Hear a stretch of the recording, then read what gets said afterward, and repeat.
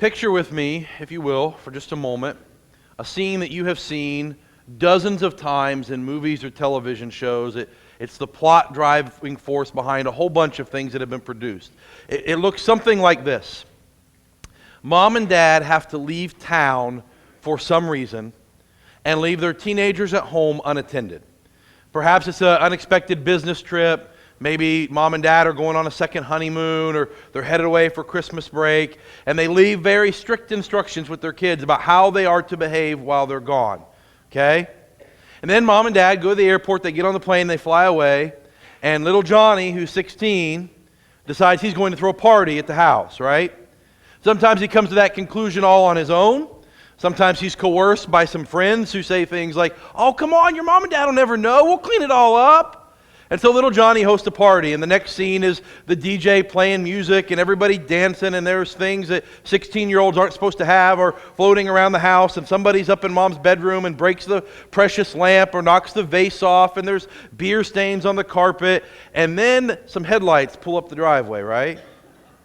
And little Johnny thinks, well, who could that be? Everybody I invited is already here. And wouldn't you know it, mom and dad come climbing out of the car while the party's still going on. The DJ suddenly turns the music off and jets out the back door, and people are climbing out of the swimming pool, and mom and dad walk in, and the place is a mess. And little Johnny always says the same thing, well, I was going to clean it up, right? If only you'd come home when you said you were going to come home, there wouldn't be this problem. That is the closest modern picture I can give you for the next couple of stories we're going to read. In Matthew chapter 24, through the end of Matthew chapter 25, Jesus tells 4 parables. We're studying these stories of Jesus. He tells 4 of them back to back to back to back, all of them about what will happen at the end time. There's a reason we sang those songs this morning, because we're going to read these stories of what happens when the Son of Man returns. Now, there's part of me that wants to go through all 4 of them, and there's part of me that also wants to eat lunch today. So we're only going to do the first 2. But you need to know that those second 2 are there. The third of the 4 is the parable of the talents, where the master gives these talents to his servants, and some are told, well done, good and faithful servant, and one is told, depart from me, you wicked and lazy servant. And then the final one we studied a couple of months back is Matthew 25. At the end of that is the story of the sheep and the goats, right? That he separates the sheep on one side and the goats on the other. Whatever you did for the least of these, you did for me. We talked about that back when we did our core identity series, what it means to bring gifts to Jesus, to love him by loving the people around us. But we're going to look at the first 2 this morning. And they are primarily about what happens when Jesus shows back up. And one of the most common techniques in Scripture is this imagery of someone who has gone on a long journey, and we don't know when they're going to come back. And that is kind of foreign to the modern mind, right? We live in the world of text me when you're on the way, or call me when you're about a half hour out, or I can sit at the airport and see if your flight's delayed, or I can turn Find My Friends on my kid's phone, and then I know where they are all the time. It's a little stalkery, but if you've never done that, you should do that with your kids, because you should know where they are. But that's a whole other point there. We are so used to knowing exactly when people are going to be there, when people are going to show up, that we can't fathom this idea. But think for a moment about, let's say, the wise men in the Christmas story. They set out from Persia somewhere, and we'll estimate it's a 500-mile journey. History tells us that on camelback, you could travel between 15 and 20 miles a day. Well, that doesn't seem like that big of a deal until you realize that you're going 500 miles. So the difference between 15 miles a day and 20 miles a day is the difference between it taking 25 days and taking 40 days. There's a 2-week difference between 15 miles a day or 20 miles a day. And then let's say they get to Bethlehem or to Jerusalem, and instead of Herod saying, oh, he's going to be born right over there, just a couple-hour trip, he says, oh, he's supposed to be born on the other side of the country. Well, now we're adding 4 or 5 more days. And then they have to go back by a different route that maybe took another week or 2. So when you kind of do the math and you add up all the mileage, the wise men's journey could have taken them, let's say roughly, somewhere between like 6 weeks and 5 or 6 months, just depending on variables beyond their control. And so when they left their home and they said to their wife, I'll see you sometime, they meant either I will see you in March or I'll see you for Christmas. Okay? Somewhere in that gap, I will be home. And so many times when Jesus tells these stories, they begin with the idea that someone has gone far away and they're coming back, but because of traveling, because of terrain, because of weather, because of, the camel got hungry and had to take it, because of a variety of reasons, we don't know exactly when they're going to return. And both of our stories today begin that way. We're going to read the first one here in Matthew chapter 24, starting in verse 45. He says, "Who then is a faithful and sensible slave, whom his master has put in charge of his household, to give them food at the proper time? That slave whose master finds him working when he comes will be rewarded. I assure you, he will put him in charge of all his possessions. But if that wicked slave says in his heart, 'My master is delayed,' and starts to beat his fellow slaves, and eats and drinks with drunkards, that slave's master will come on a day he does not expect, and an hour he does not know. He will cut him to pieces and assign him a place with the hypocrites." That sounds good, right? Told one of my friends last night, that's my new life verse. He will cut him to pieces and assign him a place with the hypocrites. Whew! In that place there will be weeping and gnashing of teeth. Here's the picture. A master, a wealthy man who owns many slaves or has many servants, says to one of them, "I am leaving, and I'm leaving you in charge." And we are described two different types of reactions to that scenario. The first is the wise and sensible slave. The slave who sees his master's leaving as an increase in his responsibility. When the master was here, he took care of making sure everyone had food. Now it's my job. He made sure everyone was kept warm at night. Now that's my job. He made sure all of the work was done. Now that's my job. My master is leaving, and because I respect my master and I love my master and I want his business to succeed, I will now do the things he used to do so that when he comes back, things will be better than they were when he left. In many ways, this is the picture that Jesus has of his disciples. Jesus is going to go back into heaven, and he's going to leave the work of the kingdom to his slaves, to you and me. The wise and sensible slave is the one who recognizes that the work of Christ is not done yet in this world. The loving of the broken, the healing of the broken, the taking the light into the darkness, the reaching out and loving those that no one else does, that work has not yet been completed. There is still plenty of love to be given, plenty of service to be performed. And the wise and sensible slave says, "While my master is gone, I will be about his business. I will do the things he would do if he were here, because I respect him and I love him and I want his kingdom to grow. And so I will spend my life carrying out the work of the master." But then there is, of course, the foolish slave. Some of you know foolish people. Some of you are foolish people. I'm sorry, I shouldn't have said that out loud. The foolish slave sees his master's absence as a chance to do the things he always wanted to do anyway. You see, someone who decides that they're going to steal food and beat their brothers didn't just decide that because the master's not here. It's something that was always inside of them. Something that they were always selfish and egotistical. They were always wicked. The only thing keeping them in line was they were scared of what the master would do if he caught them. And so, as they say, when the cat's away, the mice will play. The wicked servant sees his master leaves and goes, "Well, now I can do whatever I want to do. I can treat people however I want to treat them. I can take care of myself and not worry about anyone else. He'll never even know." I heard a preacher years ago use the phrase, he said, "The worst part about us is not that we're sinners." He says, "The worst part is that we're chicken sinners." And what he meant by that is the sins that most of us struggle with are the sins we know we can get away with without any consequence. We gossip because we know there's no consequence for that. I mean, certainly we tear people down, certainly it affects our soul, certainly it destroys churches, but no one's going to send us to prison for gossiping. And we are lustful and we are addicted to pornography because there's no real tangible consequence to those things. And we're greedy and we're selfish because there's no real tangible consequence to that. And he said, for many of us, the only thing keeping us from far greater sins is we're scared. I'll give you an example. If you read the paper this week in Jackson Township, there was a disgusting article Did you read that? They ran a sting, and they captured 14 men who showed up to have sex with teenagers that they caught online. It was disturbing. You know what's more disturbing? In the initial article, it said there were dozens of more men who made contact and made plans to arrive and either didn't show up or backed out at the last minute.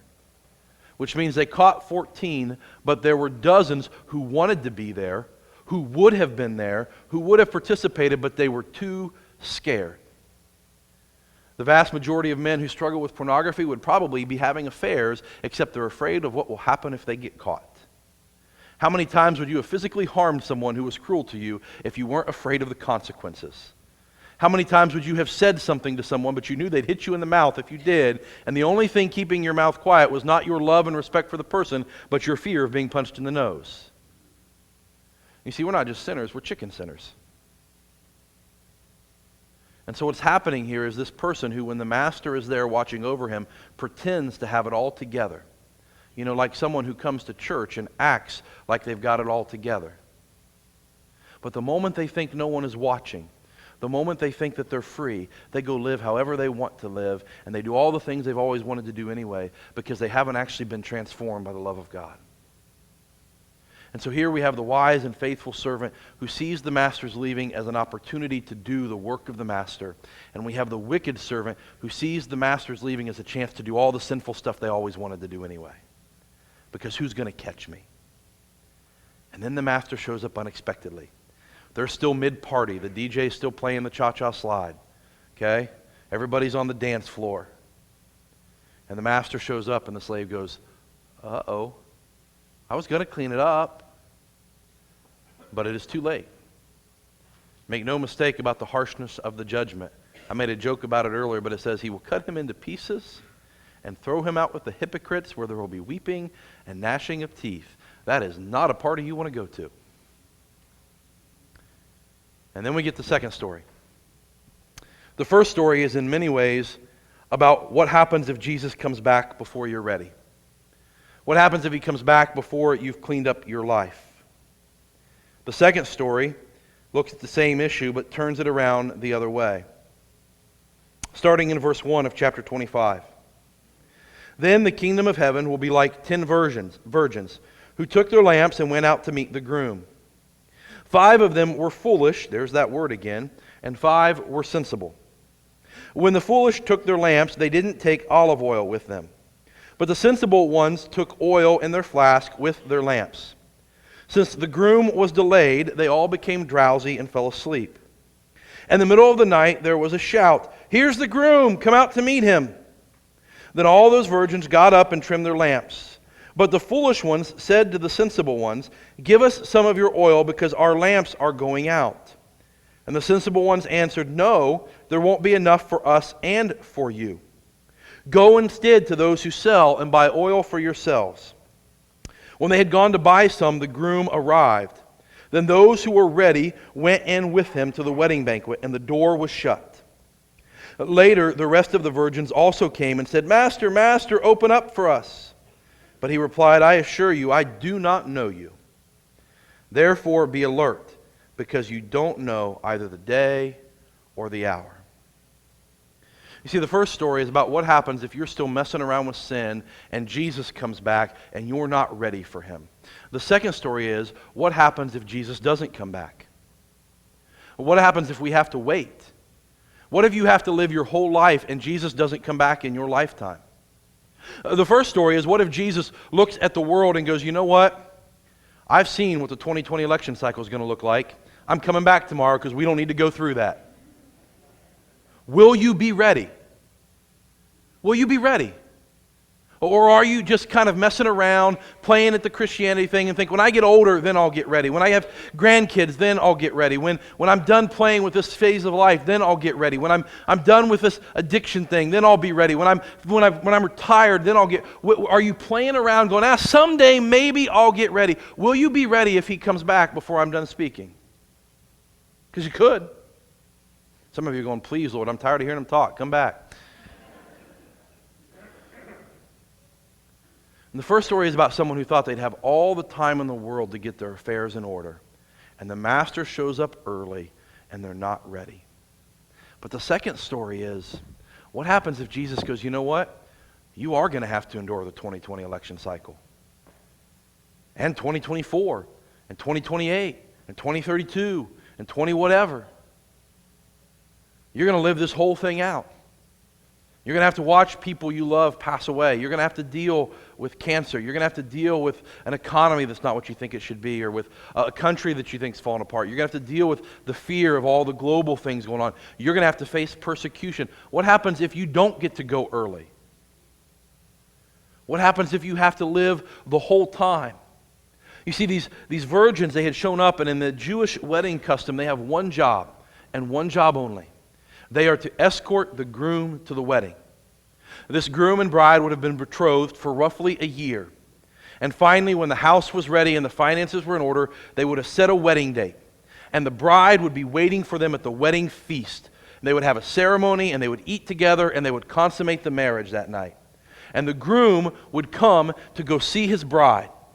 And the job of the bridesmaids, or the virgins in this story, is to wait on the groom and escort him into the wedding. That's their only job.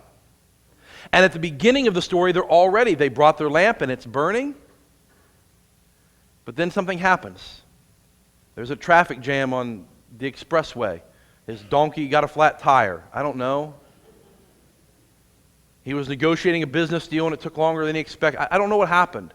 But for whatever reason, he's delayed, and they thought he was going to be there around dinner time, but it starts to get dark and he's not there. In fact, he's delayed so long that they all fall asleep. And then someone says, hey, he's coming. He's headed into town. Wake up. And they wake up to do their job. They wake up to meet the bridegroom, except half of them forgot to bring extra oil. And they've been waiting so long that the oil that was originally in their lamp has burnt out. And so those who were wise take their extra oil, fill the lamp up, light it again, and they say, we're ready. And the rest go, uh-oh.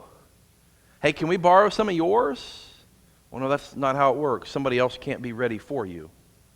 You have to be ready. Well, we'll go into town and try to buy some. Where are you going to buy oil in the middle of the night?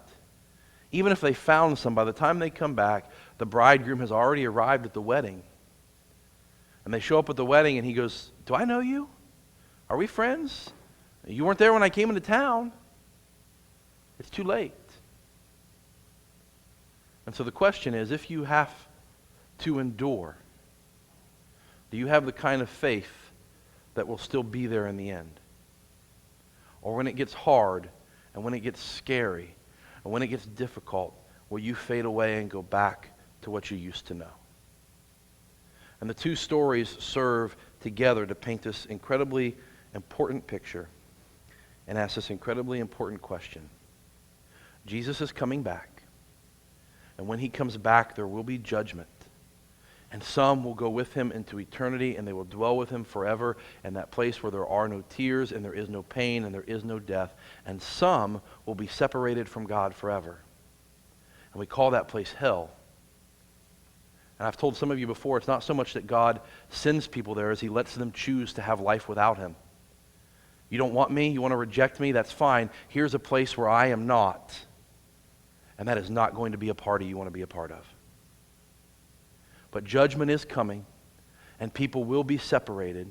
And the question these stories ask from two different angles is, when Jesus comes, are you ready? If it happens today, are you ready? If it happens 20 years from now, will you still be ready? I was thinking about it in terms of sports this week. Every sport I've ever been around has some version of what we call the ready position. Okay? And most notably, I was thinking of it in terms of baseball.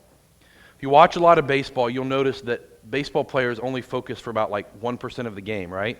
So if you look out in the outfield at any random game, you'll see somebody just standing around blowing bubbles in their mouth. I'll show you the first picture here. In between pitches, they're just they'll be talking to fans and talking to each other and fixing their hat and chewing seeds. And they're just kind of, whatever. And then they'll watch the pitcher begin to go into his windup, right? And the moment the pitcher goes into his windup, you'll watch every baseball player in the major league level, outfield, infield, they all do the same thing.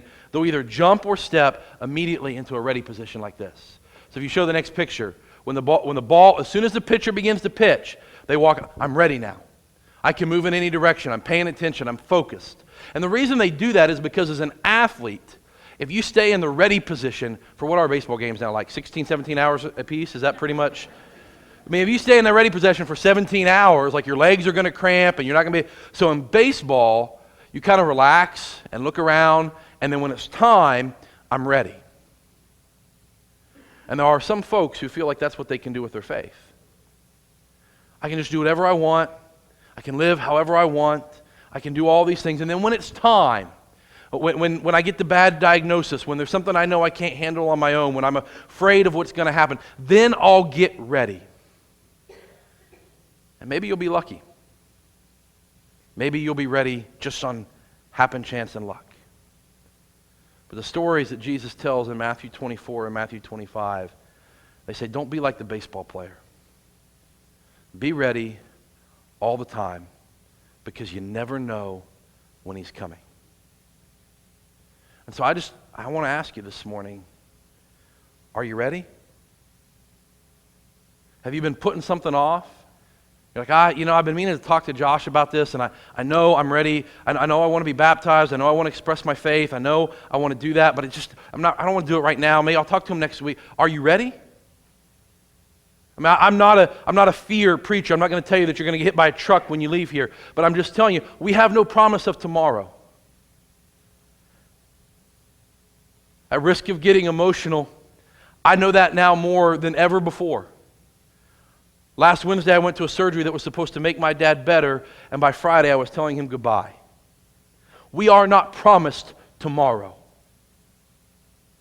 either in our own health or the return of our King. We have no promise of it, so why are you waiting? What if he comes back before you've cleaned up? Are you ready? And for some of us, we used to be ready, we used to be committed, we used to be on fire, but we have just kind of fallen away. We've been going through the motions, and we kind of doing our own thing, and we haven't endured to the end. Are you ready?